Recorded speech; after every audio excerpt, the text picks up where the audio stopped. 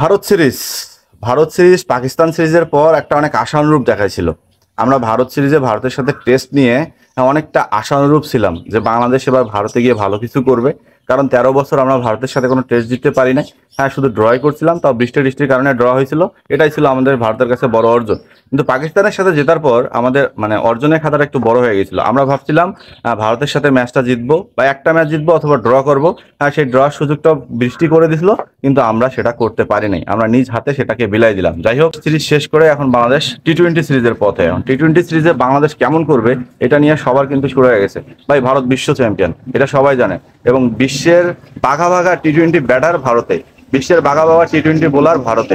ভারতের যে টিমটা আপনারা দেখবেন, সেই টিমটাতে হয়তোবা রোহিত, কোহলি, বুমরার মতো বা জাদেজার মতো নামি দামি বা অভিজ্ঞ ক্রিকেটাররা নাই। কিন্তু যারা আছে তাদেরকে কি ছেড়ে দিবেন? ভাই, এরা তো আরো ভয়ানক, এরা তো আরো রক্ত গরম ক্রিকেটার। যেমন আপনি যদি দেখেন, এই যে সূর্যকুমার যাদব, ভাই এ তো 360 ডিগ্রির প্লেয়ার। হ্যাঁ, ভারতের প্রতিটা ব্যাটসম্যান, ভারতের যারা ব্যাটসম্যানরা আছে টি-20, এরা তো ভাই ডেঞ্জারাস। কিন্তু সেক্ষেত্রে আমাদের ব্যাটসম্যানদের দিকে যদি আপনি তুলনা করেন, আমাদের ব্যাটসম্যানরা টি-20 মেজাজ স্বরূপ একটা ব্যাটসম্যানকে দেখান তো। আমাদের ব্যাটসম্যানদের সামর্থ্য হচ্ছে 40 বলে 50 রান করা, 20 বলে 21 রান করা, হ্যাঁ 30 বলে 32 রান করা। কারণ আমাদের ব্যাটসম্যানরা টি-20 এভাবেই খেলতে অভ্যস্ত। যেখানে ইন্ডিয়ান ব্যাটাররা 30 বল খেলতে চাইলে তারা 30 বলে 100 করার মতো অ্যাবিলিটি রাখে, বা তারা দেখা যাচ্ছে 20-25 বলে 75-80 রান করার অ্যাবিলিটি রাখে, যেটা আমাদের বাংলাদেশ ক্রিকেট দলের ব্যাটারদের মধ্যে নাই। হ্যাঁ, আমি বাংলাদেশের বোলিং ডিপার্টমেন্টের প্রশংসা করব, যেখানে আমাদের মুস্তাফিজ আছে, আমাদের তাসকিন আছে, আমাদের তানজিদ হাসান সাকিব আছে।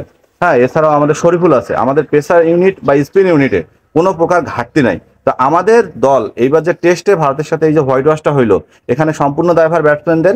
এবং এই টি-20তেও দেখবেন, বাংলাদেশ দল যখন খারাপ খেলবে তার দায়ভার যাবে ব্যাটসম্যানদের। যেমন আমাদের ক্যাপ্টেন শান্ত একদম শিকার। হ্যাঁ, তিনিও তো নিজেই পারফর্ম করতে পারতেছে না। কালেভদ্রে একটা ম্যাচে 50 করতেছে এবং ক্যাপ্টেন কোটায় টিকে যাচ্ছে।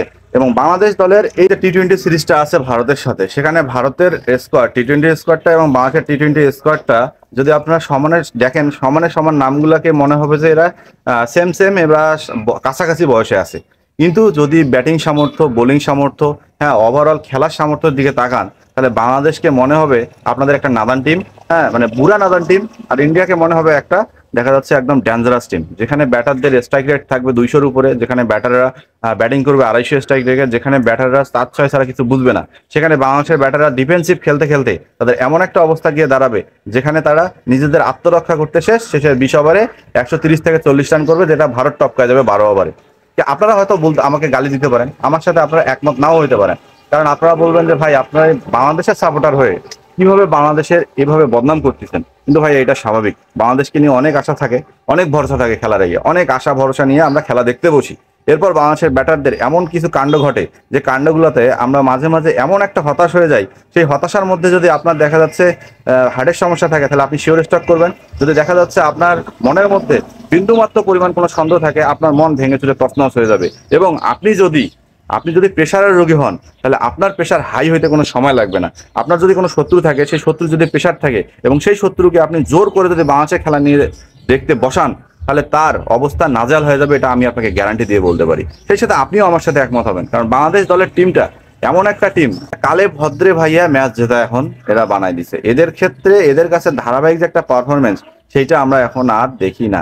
তারপরেও টি-20 সিরিজ শুরু হবে, 3টা টি-20। এই টি-20 টিম যদি ভালো খেলে বা ভালো কিছু করতে পারে, সেক্ষেত্রে একটু নিজেকে ভালো লাগবে। এবং বাংলাদেশ দলের প্লেয়ারগুলোর দিকে একটু করজোর অনুরোধ থাকবে, আপনারা সাহসীভাবে ব্যাট চালান, ডিফেন্সিভ ভাবে খেলবেন না। হ্যাঁ, ইচ্ছা মতো পিটান ভাই, দরকার হলে আমরা 50 রান অল আউট হয়ে যাবো, সমস্যা নাই। কিন্তু আপনাদের কাছে অনুরোধ ভাই, 50 বলে 51 রান, হ্যাঁ 35 বলে 40 রান এমন ইনিংস খেলেন না।